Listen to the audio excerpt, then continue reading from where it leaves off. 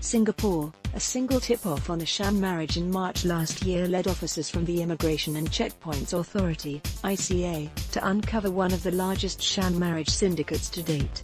In all, 17 syndicate members were identified between March and July last year, ICA said during a media briefing at its headquarters on Tuesday, June 19.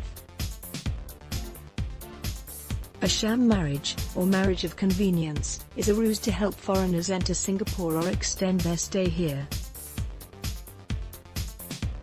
The act was criminalized in 2012. Of the 17 syndicate members, 12 have been convicted, 2 left Singapore before investigation started, 1 was not charged due to a medical condition, and court proceedings against 2 of them are ongoing.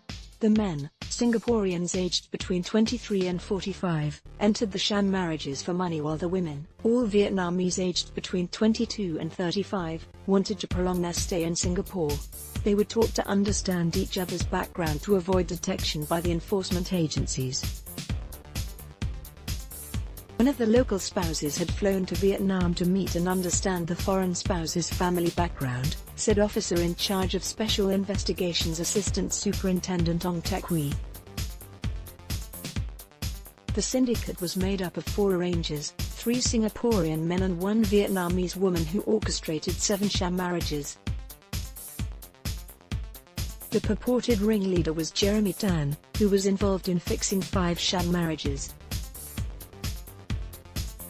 The 32-year-old was in January this year sentenced to 2 years in jail and fined 42,000 Singapore dollars, the harshest punishment so far for sham marriages.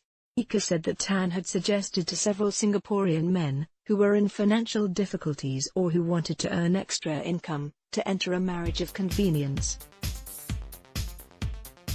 The men were promised a sum of money for doing so.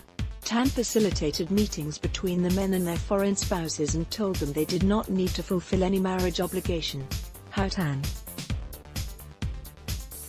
started out and arranged the first sham marriage in 2014, when he introduced his friend Alvin Quek, 27, to Vietnamese Le Sin, 28, at a barbecue in East Coast Park.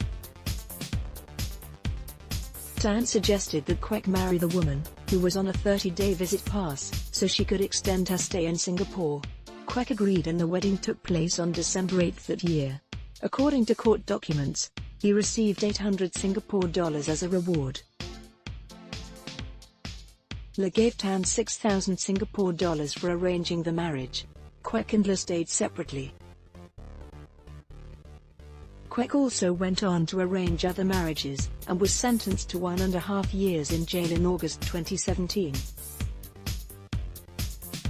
Le was jailed for 6 months. Between November 2016 and April 2017, Tan syndicate arranged more marriages of convenience. It was the investigation into one such marriage early last year that unraveled the work of the syndicate. In November 2016, Tan and 35-year-old Vietnamese national Jenny collaborated and arranged a marriage of convenience between Le Nuok, 24, and Ong Yao Hui, 24.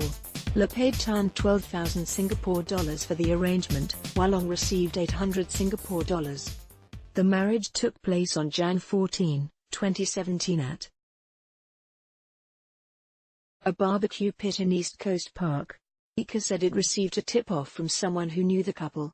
Cracking sham marriage is a challenge. ICA figures show that 53 people were convicted of marriage of convenience-related offences last year, down from 124 in 2013. While the numbers have come down, ICA officers said that cracking such cases and prosecuting suspects remain a challenge. Speaking about the case, Senior Prosecution Officer Mohammed Izzat Abdul Rahman said that based on the large number of people involved, it was hard to uncover the overall narrative because of different people saying different things. Generally speaking, for a marriage of convenience case, especially a syndicated case, evidence is not as forthcoming as in other immigration offences, he added. For example, for overstayers, there is clear evidence, a pass, to show that a person has overstayed. For a marriage of convenience case, however, the evidence is not so concrete, so it requires more effort to unearth this evidence to be able to make out the offences, he said. He urged members of the public to come forth with information if they suspected that anyone was in a marriage of convenience.